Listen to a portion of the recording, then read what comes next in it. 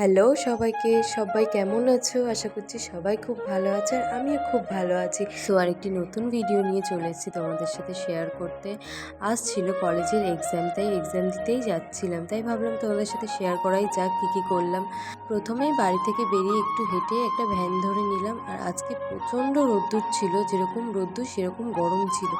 কিন্তু আকাশটা আজকে দারুণ লাগছিল দেখতে। ওয়েদারটা ভালোই ছিল কিন্তু ভীষণ গরম দিচ্ছিল। যাই হোক, তারপর নেমে একটা ভ্যান ধরে পৌঁছে গেলাম কলেজে। আর এই কলেজটাই পড়েছিল আজকে আমাদের এক্সাম। যেহেতু এক্সটার্নাল এক্সাম, এই জন্য নিজেদের কলেজে পড়ে না, অন্য কলেজেই পড়ে। আমাদের হাবড়ার মধ্যেই পড়েছিল শ্রী চৈতন্য কলেজ। যাই হোক, ক্লাসরুমে ঢুকে গেলাম, তারপর এক্সাম দিয়ে বেরিয়ে পড়লাম। আর আকাশটা দেখো কি দারুণ লাগছে দেখতে।